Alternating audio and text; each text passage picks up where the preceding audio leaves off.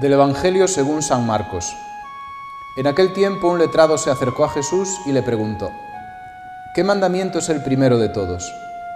Respondió Jesús: el primero es: escucha, Israel, el Señor nuestro Dios es el único Señor. Amarás al Señor tu Dios con todo tu corazón, con toda tu alma, con toda tu mente, con todo tu ser. El segundo es este: amarás al prójimo como a ti mismo. No hay mandamiento mayor que estos. El letrado replicó: muy bien, maestro. Tienes razón cuando dices que el Señor es uno solo y no hay otro fuera de Él, y que amarlo con todo el corazón, con todo el entendimiento y con todo el ser, y amar al prójimo como a uno mismo, vale más que todos los holocaustos y sacrificios. Jesús, viendo que había respondido sensatamente, le dijo: no estás lejos del reino de Dios. Y nadie se atrevió a hacerle más preguntas. El contexto en el que se desarrolla esta página del Evangelio era una auténtica maraña de preceptos, de normas, de leyes. El pueblo judío a lo largo de los siglos, partiendo del texto de la Sagrada Escritura, partiendo del Decálogo, había ido haciendo comentarios, glosas, subdivisiones, hasta encontrarnos con un auténtico océano de preceptos, de normas, de leyes. Y en esa maraña, un entendido en la ley le pregunta a nuestro Señor: ¿cuál es el mandamiento principal? Es decir, hay una posibilidad de vertebrar toda esta normativa, todos estos preceptos, todas estas leyes. Y nuestro Señor, con una novedad absoluta, pero a la vez citando literalmente palabras de la Sagrada Escritura, le contesta diciendo que el principal mandamiento es el amor. Hay una columna vertebral sobre la cual se pueden ir encajando, engranando, articulando toda esa selva de datos, de preceptos, de normas. Y esa columna vertebral es el mandamiento del amor. Amor a Dios, amor al prójimo.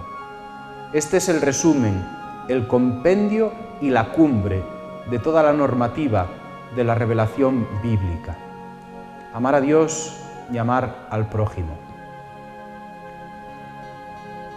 Estos dos mandamientos no solo vertebran la normativa, no solo vertebran las pautas para obrar el ser humano, sino que vertebran también toda la existencia del ser humano. Estamos en una época en la que algunos filósofos, hace ya décadas, hablaban de un ser humano invertebrado. El ser humano es una suma de experiencias, de vivencias,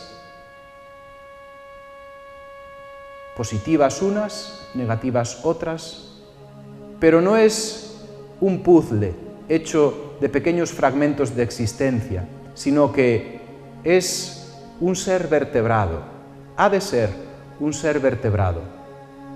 Todas las vivencias, todas las experiencias, todas las ilusiones, las esperanzas, lo que hace latir con ilusión el ser humano, todo eso ha de tener también una vertebración.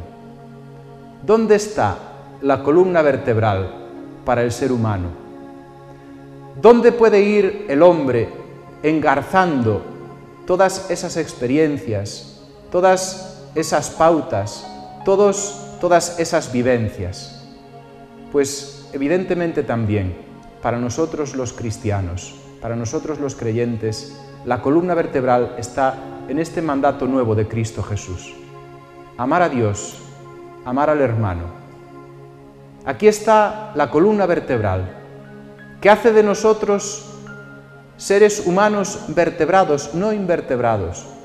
Y a los invertebrados los lleva el viento, los lleva cualquier dificultad, por pequeña que sea.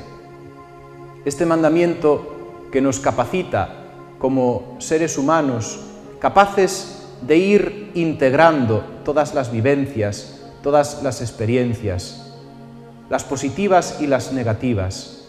Esta columna vertebral es el mandato de Cristo Jesús, el mandato nuevo, es la constitución del cristianismo. A veces nosotros los cristianos corremos el riesgo de presentarnos a la sociedad o de ser caricaturizados por la sociedad como también una especie de seres que viven en una maraña de preceptos, de cánones, de normas, de constituciones. Y sin embargo, todo el derecho de la Iglesia, toda la normativa eclesiástica está apuntando hacia este vértice y nace de este mismo vértice.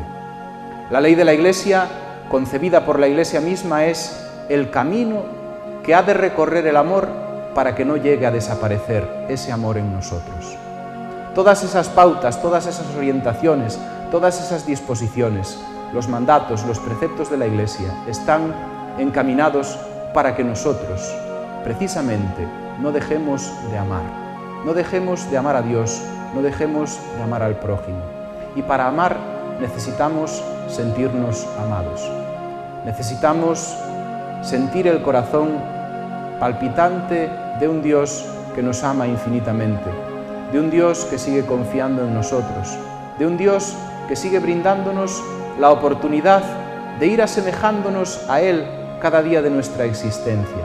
En esto consiste la ley y los profetas, en dejarse amar para poder amar, en acceder al amor para que nosotros seamos en este mundo y en esta historia reflejo de ese amor que nos sale al paso, de ese amor que quiere hacer de nosotros criaturas nuevas, de ese amor que quiere hacer de nosotros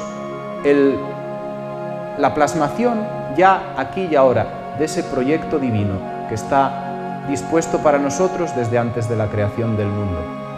Por lo tanto,